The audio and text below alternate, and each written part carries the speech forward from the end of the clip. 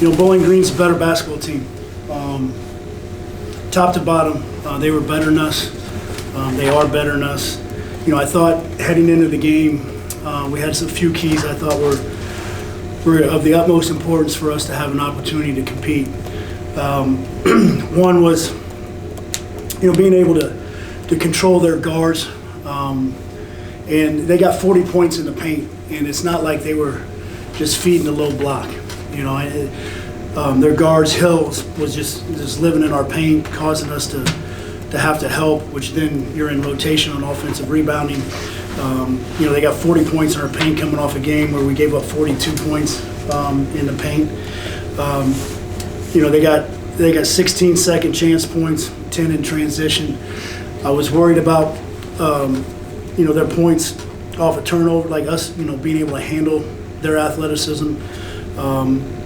And they got 20 points off of turnovers. And I think when you combine all those things, it kind of spells out how the game went. I was really concerned with their physicalness and how we would respond to that. And obviously we did not respond, in the right way. And so, we've got a long way to go. We've made improvements, but obviously tonight, showed some real deficiencies on our part. For Davion and Mickey, Coach talks about the athleticism that they have. What challenges does that present you guys on defense, if any? They had some pretty good guards, pretty quick guards. Hill, hard to keep them in front, like Coach said. We got rotated line, different things like that. They put us at advantages a lot throughout the game. We got comes from us.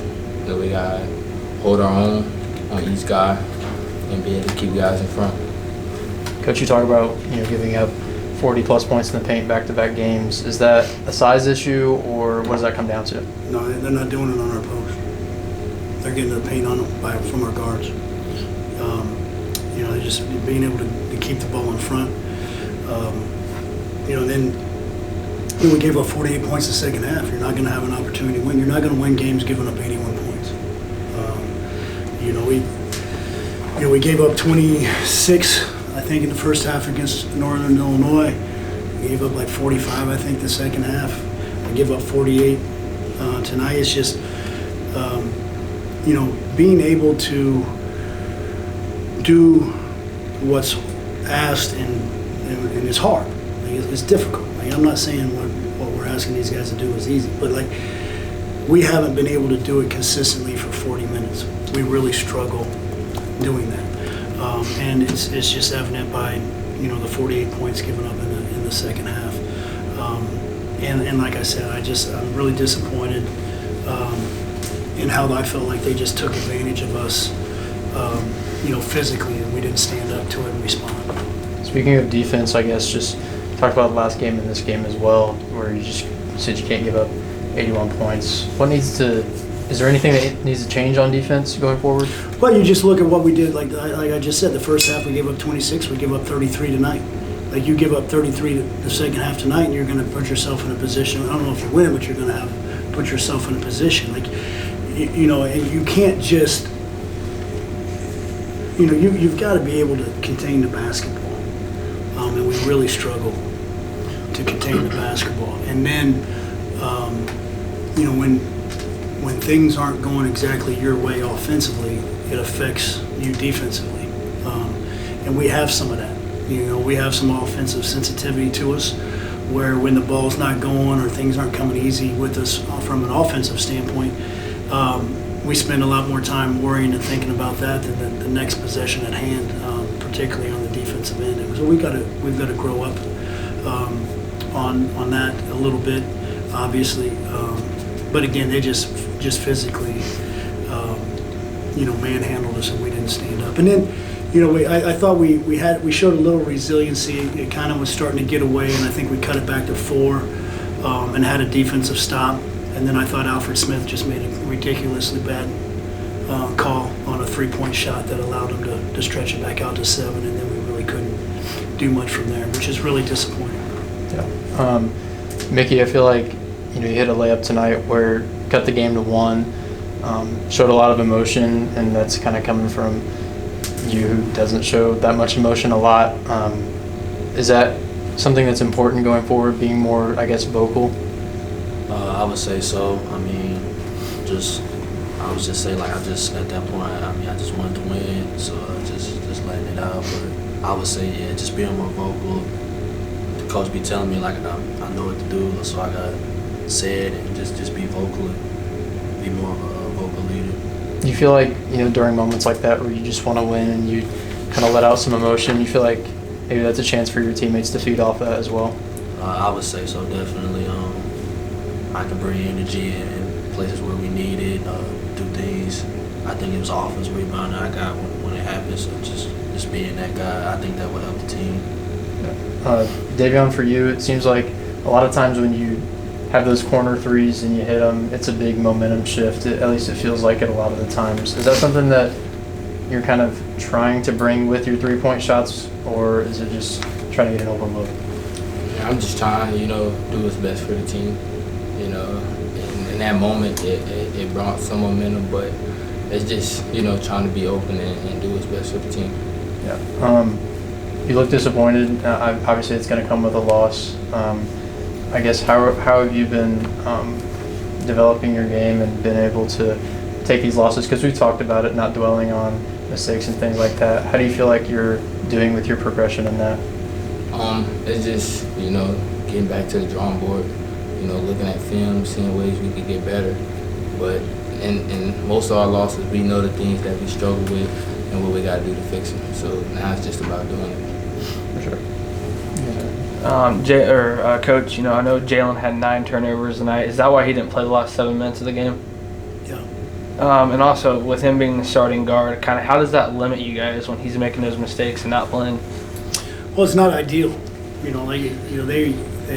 jumped him early, and he turned it over a little bit, and then it snowballed. And he's got to have some more poise in those situations. I think when you get hit like that,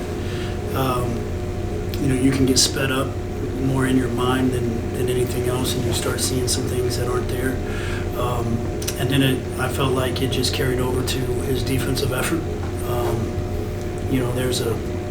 There's an out of bounds play where he gave up a layup where, we walked through it this afternoon, and this is how we're going to guard it, and we guarded it correctly every time except for when he got put into it. And it's not because he didn't know what to do, it's just he's worrying about other things. And like, we have to be a mentally stronger team to be able to just move on to what's next. And I thought, some things snowballed on him, and he didn't handle it particularly well. But I know Jalen, he'll be watching film tomorrow. He'll be back in the gym and trying to correct it, and that's part of these guys' development. And then my last thing, I know that Ben Hendricks in the second half had a brace on his back and did not play the second half. Is that something new, or has he been dealing with that? He's had a brace on his shoulder the entire season. He's got a surgically repaired shoulder, and it popped out early in the season. He's been wearing that brace ever since. He's had a broken nose, and he had muscle. He got a really some muscle. He's dealing with muscle spasms on Saturday, which is why he didn't play on Saturday. And he's still kind of recovering, from that. But he gave us what he could. Question for you, Davion. Obviously, you sustained the injury that you had in the non-conference schedule. There's been flashes since you've come back of what I think you're capable of. As the season rolls on, how do you get back to your full potential to 100% like you were at the beginning of the season? Just being consistent every day. Getting in the gym, working, and staying healthy, and just trying to be consistent each and every day. Coach, question for you. Marcus Hill's, an outstanding player. He's given a lot of defenses a hard time this season. As he continued to get hot tonight, Mason Jones was the guy that for the majority of the time was tasked with guarding him. He got in foul trouble early. Do you think that him having to guard him with 4 fouls and having to guard maybe a little more cautiously was part of the reason he'll continue to get hot? No, he was hot the whole time. I think, You know, he's a tough matchup for a lot of guys, and Mace's done a pretty good job of making guys inefficient. Marcus he's a good player, and he was way too efficient tonight. I don't knowing Mason, he probably didn't even know he had 4 fouls. So it's not Mace's. He's out there competing. You ran up against a really good college scorer, and to be able to do. Now he made 2 threes tonight, but that's not, he's 2 for 2. That's not really what he does. He does an amazing job of being able to get to the paint and uses his body and changes speeds. He's just a really good college guard at our level. Yeah, and then one more question for you. You talked about trying to play the full 40 minutes and trying to play a complete game. How do you, from the coaching side, how do you prepare your players for that? Is it more conditioning? Is it more time in the film room? How do you put your players in the best position to play that full 40? These guys are, they're obviously, we don't have a ton of depth. These guys have been playing major minutes. Conditioning is not an issue of mine or of ours, in my opinion. I think a lot of our mistakes, if anything, we let the fatigue affect us mentally, and that's where we begin to break down. No, there's not. It's February here coming up. This week. By the end of the week we're in February. Our practices are tiered way back. I know, and I've dealt with teams that have had short benches before. Also dealt with a ton of depth. You're tearing those things back a great deal this time of year.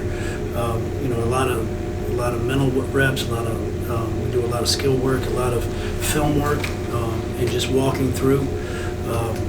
And then they just those things have to take hold. Too many. We talk about it every time. Too many self-inflicted wounds on us, on just simple breakdowns. And that's the beauty of basketball. One guy breaks down and it affects everybody. And so trying to get 5 guys to do it consistently over 40 minutes has been a challenge. They've shown they can do it. They've had spurts. They've had really good spurts. They had good spurts tonight, just not enough of it. How do you address and improve that as the season goes on? Just the only way, just continue to work, continue to show it, continue to teach, continue to throw these guys in the fire and let them get the experience and learn and grow from it. That's the only way you can do it. You can't, you guys hear me say it all the time, success takes what it takes. There's no shortcuts. You don't just get to snap your fingers. And this guy's, even though he's a junior, it's his first year of Division I basketball, right? He's seen things, this year that he hasn't seen before, Like you talk about Jalen Anderson's, turnovers tonight and his struggling and how they defended him in ball screens. Well, Chris Paul's really good in ball screens because he's seen 100,000 ball screens, right? Where, Jalen's not at that level. He's still seeing things and some things maybe for the first time, so he's got to, adjust. Now the next time he sees that, he's going to pick it up quicker, We're not coaching professionals. We're coaching, inexperienced college players, and you've got to teach, and they got to be in those situations to grow. You wish it could go easier, but that's not how it happens, unfortunately. And these guys work. They're coachable, and they're learning and growing. Now maybe not at, I see it, and really I'm really the only one that needs to see it. Everybody else they can talk and whatever, but they're getting better, and that's the good thing that I see out of it. Just it hasn't equated to some wins here as late, even though we just won 3 of our last 4 prior to tonight. So they're getting better, but they got to continue to go through it, and there's no magic wand that you can just wave and all of a sudden you've got all the answers. All right, thanks everyone.